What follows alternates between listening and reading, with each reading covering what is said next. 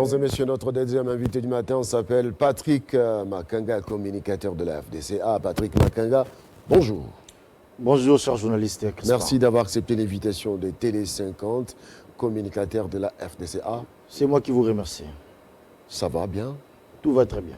Tout va très bien. Ah ouais. En cette période de Covid-19, comment vous vivez cela, vous en tant qu'acteur politique, surtout que vous êtes aussi un entrepreneur privé? En tout cas, c'est un moment de sensibilisation parce que les enjeux sont des tailles. La pandémie est là, on ne doit pas se laisser désinformer. C'est une réalité. En tout cas, nous sommes dans la sensibilisation pour surtout la prise en compte des mesures barrières. Donc les gens doivent se laver les mains régulièrement, les gens doivent porter des masques et en même temps, les gens doivent aussi éviter de se serrer les mains. Plusieurs mesures barrières. Nous sensibilisons la population et nous exhortons surtout, nous sommes devant la télé, à tous ceux qui nous regardent à suivre les mesures barrières parce que cette pandémie de coronavirus est en train de déranger même la situation économique de notre pays. Voilà, le gouvernement, même après cette pandémie, aura vraiment du pain sur la planche parce que sur le volet économique, ça va créer des fissures énormes. Raison pour laquelle nous, au niveau de l'AFDC, nous pensons que le gouvernement, il est temps que le gouvernement puisse faire en sorte que notre économie soit introvertie. Parce que nous avons une économie qui est beaucoup plus extravertie. On doit déjà penser à mettre des mécanismes en place pour introvertir notre économie. Le gouvernement doit déjà penser à diminuer les temps de vie des institutions de notre pays. Le gouvernement doit déjà penser à mettre en place un plan Marshall pour rendre notre pays attrayant aux différents investisseurs extérieurs pour que nous puissions booster notre économie. Nous avons besoin pas seulement des investisseurs extérieurs, mais aussi des investisseurs internes pour booster notre économie afin que nous puissions tenir face après cette pandémie, car des grandes puissances, des pays qui ont des économies très élevées ainsi que très efficaces que nous, sont en train de pleurnicher et consorts. Voilà. Alors, ici, la problématique est qu'il faudra changer de stratégie économique pour s'être sauvé après la crise qui sera causée par Covid-19, la crise économique. Si, ça s'annonce grave, mon cher Crespa. Alors, l'économie introvertie doit se transformer en économie extravertie, doit se transformer en économie introvertie. Introvertie. Cette stratégie, comment est-ce que, en peu de temps, comment est-ce que le gouvernement doit mettre ça en application? Parce que nous avons des accords, nous avons un système qui doit changer du coup. Il faudra penser et avoir des stratégies. Comme on dit, il n'a jamais été tard pour mieux faire. Nous pensons que nous devons commencer quelque part. On doit déjà commencer quelque part parce que ces temps nous servent un peu, nous a un peu servi d'expérience pour mieux recadrer nos tirs prochainement. Nous sommes un pays potentiellement riche. Pour investir potentiellement riche dans le sol et les sous-sols. Donc nous avons la possibilité de faire mieux que ce que nous avons l'habitude de faire. Il suffit de revoir certaines politiques et puis notre pays peut atteindre son développement parce que la population est en train de souffrir jusqu'à ces jours. Même vous aussi, vous vous posez la question de savoir comment est-ce possible, nous, un pays potentiellement riche, nous continuons à demeurer plutôt dans cette extrême pauvreté. C'est un problème vraiment qui préoccupe nous tous. Parce que la pauvreté dans notre pays n'est pas à chercher pendant que nous sommes un pays qui est potentiellement riche. Alors il est grand temps, égard à ce qui vient de se passer dans notre pays, à recadrer nos tirs. Vous voyez, un peu changer les fusils d'épaule et pour que la population se retrouve dans la politique afin que notre économie puisse être boostée. Nous avons vu un gouverneur demander à sa population de retourner à l'agriculture. C'est parmi les solutions de voir l'agriculture reprendre à grande échelle sur toute l'étendue de la République. Ça fait partie des solutions parmi tant d'autres. L'agriculture peut aussi aider notre pays parce que nous avons une très grande superficie des terres arables. Alors, des terres arabes, nous pensons que c'est aussi une très bonne approche, question que ça soit mieux coordonné pour que ça donne des résultats escomptés. C'est juste ça le problème parce que nous en avons besoin. Imaginez-vous, nous sommes dans un pays où nous sommes incapables d'atteindre même l'autosuffisance alimentaire.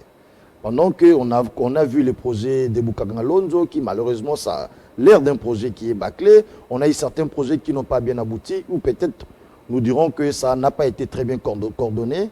Et nous voyons, mais le pays a besoin des projets mieux coordonnés pour faire en sorte que la population, d'ailleurs, pour ces premiers temps, nous atteignions une certaine autosuffisance alimentaire. Ça, c'est très capital. Chose que nous peinons jusqu'à présent. Imaginez-vous, nous exportons même les riz, nous exportons les haricots. Et pourtant, nous avons d'ailleurs... À l'époque, on parlait des riz de Bumba. Et d'ailleurs, je pense que c'était des meilleurs riz que nous aimions bien manger. Vous voyez un peu, c'était 100% bio. Mais aujourd'hui, on est obligé d'exporter des riz qui, d'ailleurs, est entaché de beaucoup de choses parce que nous entendons dans des réseaux sociaux qui, eux aussi, peuvent nous donner des crises cardiaques. Il y a même leur préparation qui, peut-être, serait pas très bien fait. Et puis, ça prend du temps pour atteindre Kinshasa. À Kinshasa, à des prix un peu pas à la portée de tout le monde.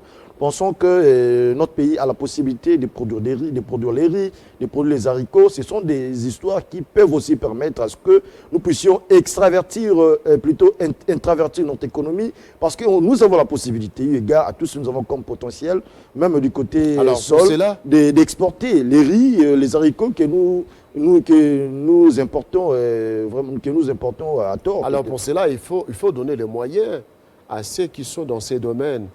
L'État doit donner des financements à ceux qui sont dans le domaine de l'agriculture pour qu'ils puissent réellement acheter des tracteurs, payer les paysans. Nous avons vu des financements qui ont intervenu à gauche et à droite. L'État, il est aussi grand temps que l'État puisse penser aux incubateurs de projets. Vous voyez un peu, nous voulons pour que ces projets puissent avoir des impacts souhaités. Nous avons aussi besoin des incubateurs de projets. Vous voyez un peu ces bureaux d'études pour encadrer les projets afin que cela puisse donner les résultats voulus au départ.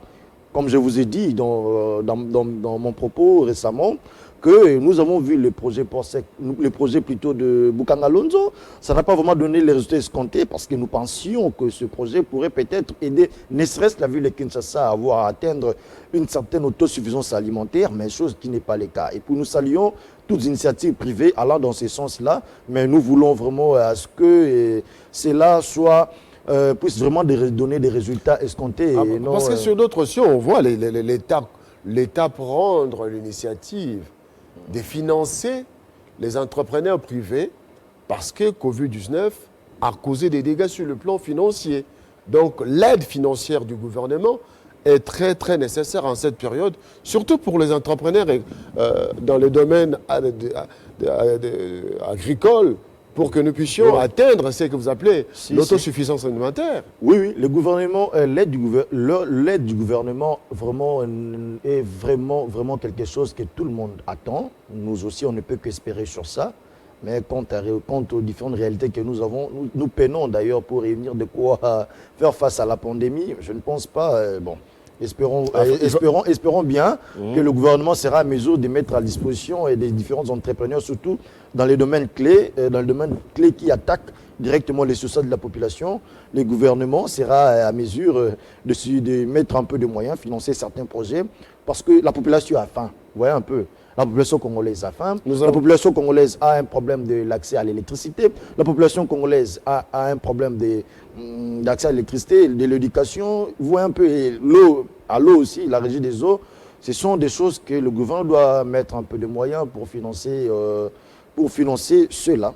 Nous espérons que le gouvernement aura suffisamment de moyens, raison pour laquelle le plan Marshall aussi est vraiment très important. Vous parlez du plan Marshall est très important pour que notre système, vous voyez un peu, notre pays soit attrayant aux investisseurs locaux et internationaux. Avoir un plan, c'est bien, mais nous avons suivi un ministre qui a présenté les mesures pour lutter contre la crise économique après Covid-19. il a parlé d'exonération des produits, d'autres produits qui sont très, très importants pour la vie de la population. Pensez-vous que l'exonération de produits, c'est aussi l'une des mesures salvatrices pour les peuples congolais en cette période? Oui, l'exonération, c'est bien, mais il faut aussi, en contrepartie, on ne peut pas aller exonération à 100%. Il faut que ça soit dans des... L'exonération doit être très bien étudiée parce que ça risquerait de mettre en mal différents services dans notre pays qui ne vivent que de taxes douanières. Voilà un peu. En tout cas, c'est un terrain qui demande de multiples réflexions pour y parvenir. Vous voyez un peu. C'est vraiment très délicat. C'est très délicat. Délicat. Ouais. Mais dis-moi, êtes-vous content de la gestion de cette crise du Covid-19 sur le plan sanitaire par les autorités? Nous saluons les efforts mis en place par le chef de l'État, d'ailleurs qui se justifie sur le fait qu'il demande de prorogation parce qu'il se soucie de la population. Et nous saluons aussi l'équipe... Prorogation de l'état d'urgence. Oui, la prorogation... Vous pensez qu'après 15 jours, il faudra encore proroger? En tout cas, moi là-dessus, je ne pense pas émettre un avis parce que je ne suis pas un expert dans le domaine de l'épidémiologie. Les experts sont mieux placés pour donner les avis aux ayants droit qui doivent... Mais les députés, d'autres députés qui ont voté la loi prorogeant l'état d'urgence ont déclaré que ça ne vaut plus la peine de proroger. L'état d'urgence vaut son pesant d'or. Nous sommes obligés de vivre avec cette maladie. L'état d'urgence vaut son pesant d'or surtout. Moi, je me réserve de contredire quelqu'un qui est expert dans un domaine bien déterminé, qui donne un avis quant à une situation. Moi, je ne sais pas en guise de quoi un député, à moins que lui aussi soit attesté, qu'il soit plutôt prouvé expert, je ne vois pas en guise de quoi un député pourrait mettre en cause les propos d'un expert. Bon, parce que ce qui est vrai, le problème, cette pandémie crée beaucoup de problèmes sur le volet économique. Ça, vraiment, ça préoccupe un grand nombre. Peut-être si sa réaction serait poussée à ça, ça, c'est quelque chose qui nous préoccupe tous, surtout sur le plan économique, parce que sur le volet économique, ça touche le vécu quotidien des Congolais. Ça touche le vécu quotidien des petits peuples, parce que la famine risque de prendre les dessus et puis décimer même plus que le coronavirus. S'il évolue dans ces sens-là, bon, là, peut-être c'est aussi à voir, mais face à cette pandémie, on n'a pas le choix. Raison pour laquelle nous exhortons la population congolaise à prendre en compte différentes mesures, barrières pour mettre fin à cette pandémie. Vous voyez un peu, ça ne peut pas nous faire plaisir. L'économie est en train d'en pâtir et que le gros, c'est de mettre aussi fin à cette pandémie pour que nous puissions vaguer librement. Il ne serait pas bien que les choses soient réouvertes, et puis nous voyons la multiplication des cas et puis des quittés. Donc qu'on puisse multiplier ça même par 10, par 20, ça ne serait pas très important. Raison pour laquelle, en tout cas, c'est quelque chose que chacun de nous, Congolais que nous sommes, devrions nous approprier pour que nous puissions suivre différentes mesures barrières qui nous permettront d'atteindre les pics et puis carrément qu'on puisse éradiquer cette pandémie afin que nous vaquions librement dans nos occupations. Et d'ailleurs, nous les Kinons, nous aimons bien nous faire quelques câlins, ça nous manque, et nous aimons bien rester dans des endroits sous les arbres, tout. Ça nous manque aussi. Vous voyez un peu ce genre de choses. Alors, ce sont des raisons de plus pour que nous puissions nous approprier de ces combats, initiés par les chefs de l'État, afin que nous puissions mettre un terme à cette pandémie. Les gestes barrières. Les gestes barrières surtout, laver le main et qu'on soit... Voilà, bientôt on va terminer. Nous allons cette fois-ci parler de cette déchéance de Jean-Marc Kabunda. Comment vous l'avez reçu? En tout cas... En tant que politique. Nous pensons que les députés ont agi en toute conscience face aux enjeux de l'ère. Bon, d'ailleurs, ils sont dans une coalition. Le pouvoir, c'est aussi en quelque sorte donner un coup de sabot au pouvoir en place. Mais bon, nous pensons qu'ils sont mieux placés pour tirer toutes les conséquences. L'autre aspect, c'est ce procès Vital Kamerhe. Pour l'opinion publique, l'arrestation de Vital Kamerhe font les affaires des Bahati Lukwebo, votre autorité morale. Ah bon, comme on le dit, on ne peut pas interdire aux gens de penser ce qu'ils veulent penser. Nous, on n'est pas là. L'arrestation de Vital Kamerhe, ça n'a rien à voir, à moins qu'on puisse rêver en plein jour. Ça n'a rien à voir avec l'autorité. Ça fait les affaires des Bahati par le fait que s'il y a divorce entre l'UDPS et l'UNC, Bahati ferait l'affaire dans les Sud Kivu. Vous pensez que s'il faut qu'il y ait alliance à gauche ou à droite, parce que nous sommes en politique, nous sommes un regroupement autonome, il faut que des têtes tombent. Non, pas du tout. La politique, c'est question des idéaux. C'est question des idéaux, surtout que nous mettons au centre les intérêts de la population. Quiconque parle état des droits, quiconque parle population, on ne peut que s'allier avec lui. On n'a pas besoin de voir les têtes des gens tomber. Ça ne nous regarde pas. C'est une affaire qui est au niveau de la justice. C'est une affaire qui est au niveau de la justice. Ça peut faciliter l'alliance. Nous sommes un regroupement qui adhère au principe de l'état des droits et tout en respectant aussi les différentes présomptions d'innocence. Nous pensons que la justice doit faire son travail normalement sans qu'il y ait ingérence à gauche et à droite. Et ça n'a rien à voir avec l'autorité Modeste Bahatou Lukobo. Apparemment, il commence à faire peur à beaucoup de gens, apparemment, parce qu'on commence à voir son nombre partout. On commence à voir son nombre partout pendant que les gens ont crié haut et fort que non, ils étaient plus forts que lui. Ils ont ravi l'AFDC allié qui ne leur appartenait pas. Non, c'est la situation, étant donné qu'il est du Sud Kivu.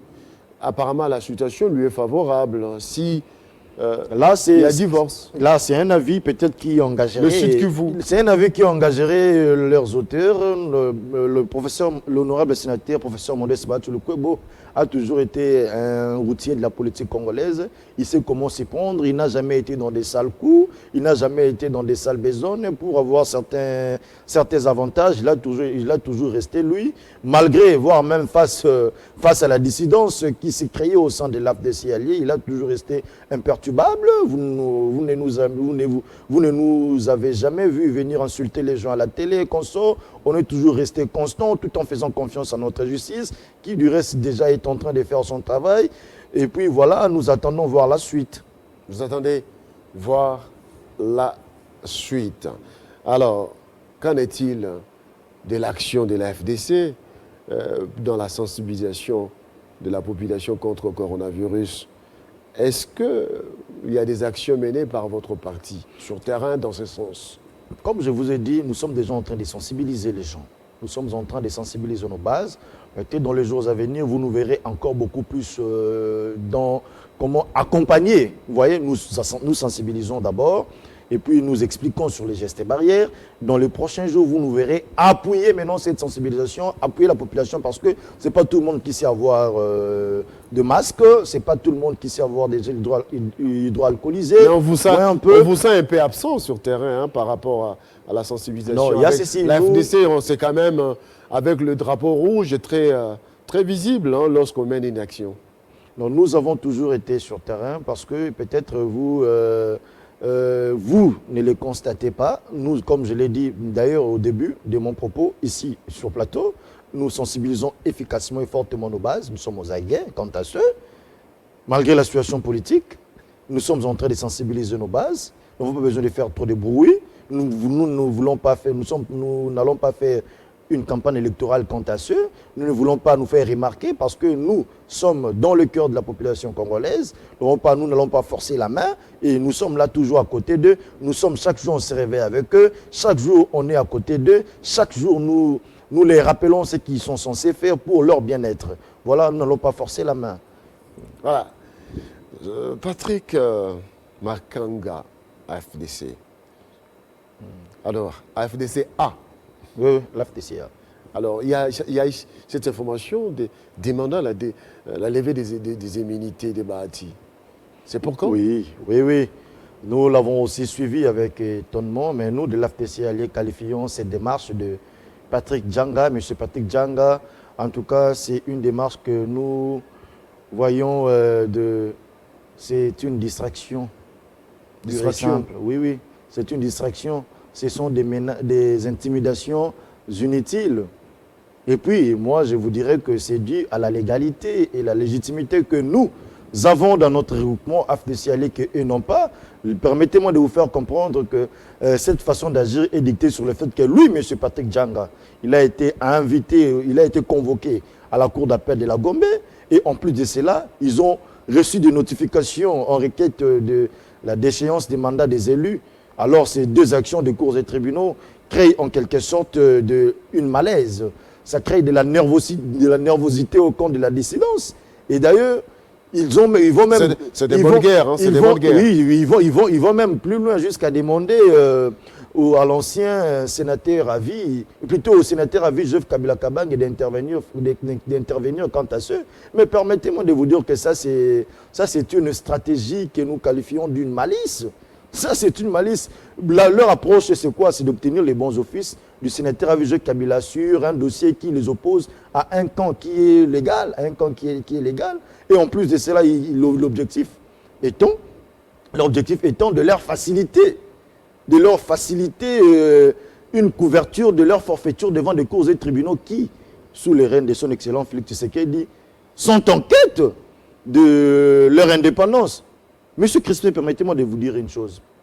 L'AFDCE allié sous le leadership de l'honorable sénateur professeur Modeste Bahatulukubo, que je salue en passant, nous pensons que le sénateur à vie, Joseph Kabila Kabange, là où il mérite respect et dignité. Alors, il mérite respect et dignité pour avoir rendu des bons et loyaux services à la nation congolaise. Alors, mordre à l'hameçon placé par la bande de Patrick Djanga pour soi-disant mordre à l'hameçon placé par eux, ça serait jeter de l'opprobre à sa personnalité et ça serait même, ça tacherait même sa dignité aux yeux de la population congolaise. Pensez-vous un jour voir votre leader retrouver l'alliance avec Joseph Kabila un jour? On va terminer par là. Je l'ai toujours dit, Joseph Kabila, c'est un expérimenté de la politique congolaise. Bahatulukubo, c'est un grand routier de la politique congolaise. Ils savent comment, ils se sont mis d'accord, ils savent comment se mettre d'accord à tout moment. Donc ça, c'est tout ce que moi je peux vous dire. Merci. Merci beaucoup Patrick Djanga d'avoir accepté l'invitation de télé. Patrick Makanga. Patrick Makanga. C'est pas Patrick Djanga quand même. Patrick Makanga, vous m'avez mis Patrick Djanga dans ma bouche. Patrick Makanga d'avoir accepté l'invitation communicateur de l'AFDCA. Oui, vous risquez de m'appeler aussi Patrick Kanga comme les autres. Les autres aiment bien. Bon, c'est... Patrick Kanga, Patrick Makanga. Moi, c'est Patrick Makanga. Ça rime, hein, on est tous congolais. Voilà. Merci d'avoir accepté l'invitation. Nous allons vous recevoir prochainement dans d'autres émissions. Mesdames et messieurs, ça n'est donc fini avec 50 bonjours. Aujourd'hui, nous avons reçu pour vous Patrick Makanga. Voilà, j'y arrive. Nous avons ici comme invité, deuxième invité, les Noirs. Timothée, les Noirs. Et nous avons été avec Jean-David Kilolo, Jacob Simbi. Et voilà, la messe est dite. Restez toujours branchés sur votre chaîne. Très bonne journée à vous. Surtout, respectez les gestes et barrières. Ne fléchissez pas. Continuez à travailler. Et surtout, les scientifiques, travaillez pour trouver des solutions idoines à la crise Covid-19. Que nous puissions retrouver notre vie. Hein? S'embrasser, fêter, aller, fêter, danser. On ne sait plus le faire. Hein? Et on ne sait plus le faire à cause de la crise du Covid-19. Alors, nous croyons Dieu que ça sera fait, qu'on va trouver des solutions idoines. Voilà. Mesdames et messieurs, pendant ce temps, restez en bonne santé. Que Dieu vous bénisse. Au revoir.